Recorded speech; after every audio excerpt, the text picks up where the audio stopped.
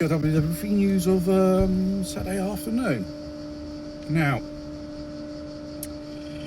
there's a lot of stories going around about bizarre behaviours of brand new cars. The Alfa Romeo Junior, which is a recent model from Stellantis. This particular model was travelling on the motorway at 120 kilometers an hour, and all of a sudden it just stopped. The engine just blocked. System failure. And this so-called system block because due to electronics playing up. Then there was another story online which another model of Stellantis activated the emergency braking system because due to a snowflake. It's unbelievable. These cars are so sophisticated and so much riddled with electronic gremlin problems, it's unbelievable. And we asked us, is it for our safety? Really, we've got to ask ourselves, why do we buy these modern heaps? Why they can't just keep it to the basics, make cars more affordable, reliable and cheap to maintain?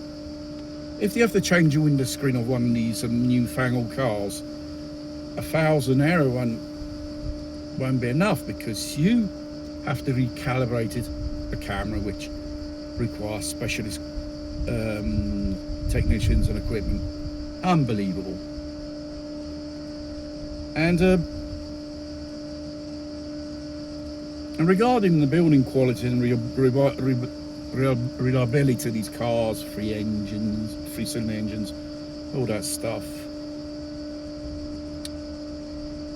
and how it's put together, what materials they use, it's absolutely disgusting. They make you spend 30-40,000 euro for one of these cars, and it starts playing up, and it needs costly repairs. And when it comes to EVs, the first generation of Nissan Leaf, after 10 years of use, if I'm on the second-hand market, the battery is absolutely shagged. Maximum, it gives you a 60 kilometers range on one charge, and all the software regarding it, they don't have anymore. And this is a problem with modern cars. It's a question of software. There's a lot of that which from your hidden transponder transmits a signal to the what you would call it, headquarters of this brand, and every day it transmits and exchanges data. What you've been up to your car. And the 7th of July will come into force other draconian Orwell measures regarding there will be a camera which will monitor you, how you drive, whether you get tired, you start showing signs of some type of tiredness, and that will just slow down where it is, and there you are.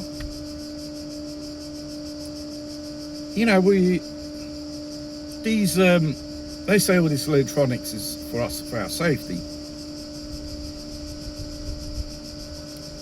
For now and then, there's always one fault with these sensors which blocks the whole damn thing. The list is long. And regarding the famous ADAS system, cruise control, whatever it's called, which should intervene when it should intervene, it doesn't intervene. And there's a load of road accidents, pretty serious as well, due to the failure of this system.